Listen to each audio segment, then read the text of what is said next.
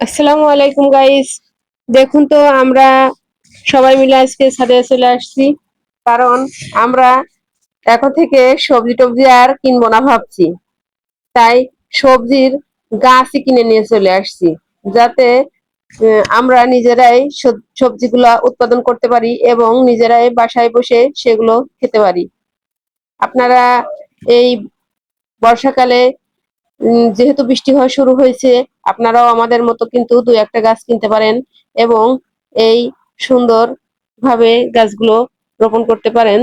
যদি থাকে কপালে, তাহলে অবশ্যই আপনারাও বাসায় বসে এমন সুন্দর বিষবিহীন সবজি খেতে পারবেন।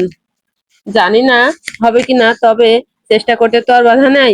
সেজন্যই বাজার থেকে নিয়ে চলে আসছি দুইটা মরিচ গাছের চারা, দুইটা পুঁই শাকের চারা এবং তিনটা মতো পেঁপের চারা, যেগুলো অনেক বেশি সহজলভ্য ছিল। এগুলো কিন্তু কিনতে অনেক বেশি টাকা খরচ হয় না, 2-5 টাকা 10 টাকার ভিতরেই এই চারাগুলো পাওয়া যায়। এই জন্য এগুলো কেনা সবার জন্যই একটা সহজলভ্য বিষয় বলে আমি মনে করি। যদি আপনার জায়গা থাকে, যদি আপনার সুযোগ থাকে, তাহলে অবশ্যই এই বর্ষাকালে দুটো একটা গাছ লাগানোর চেষ্টা করেন। তাতে আপনারও মন ভালো থাকবে এবং আপনার সময়টাও খুব সুন্দরভাবে পার হবে। সব সময় কিন্তু ঘরের ভিতরে বাসা বাড়িতে কাজ করতে ভালো লাগে না। তখন কিন্তু আপনার মন চায় যে আমি একটু বাহিরে যাই। আর বাহিরে তো সব সময় আসলে যাওয়া হয়ে ওঠে না। যদি একটা দুইটা গাছ থাকে ছাদের উপরে, তাহলে আপনি ছাদে যেতে পারবেন বিকাল টাইমে এবং সকাল টাইমে। সেই সময় গাছকে একটু পরিচর্যা করলেন, পানি দিলেন, আপনারও কিন্তু মনটা অনেক বেশি রিফ্রেশমেন্ট হয়ে যাবে। আর এই গাছগুলা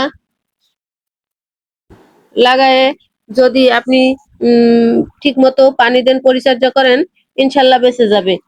আর এই দেখুন, আমার ছেলেকে দিয়ে আমি গাছগুলো লাগানোর চেষ্টা করছি, কারণ যাতে ওর ভিতরে গাছ লাগানোর আগ্রহটা আরো বেশি পরিমাণ বৃদ্ধি পায় এবং এই কাজগুলা করতে অনেক ভালোবাসে। সেজন্যই ও নিজেও যখন বলছে যে আমি লাগাবো, তখন আমি বললাম ঠিক আছে বাবা, তুমিই লাগাও। কারণ এখন থেকে ও যদি এইভাবে গাছ লাগানো গুলো শিখে যায়, ওর আস্তে আস্তে গাছের প্রতি অনেক বেশি ভালোবাসা জন্মাবে। এজন্য ওর বাবা আর ও দুইজনা মিলে খুব সুন্দরভাবে গাছগুলা লাগাচ্ছিল এবং অনেক বেশি এনজয় করছিল, কারণ এর আগে ওইভাবে আমার ছেলের সুযোগ হয় নাই গাছ টাছ লাগানোর। কিন্তু আজ যেহেতু সুযোগ হয়েছে, তা হয় আমিও চাচ্ছি যে ও এইগুলো এনজয় করুক, এবং সেটা সে অনেক বেশি এনজয় করছিল।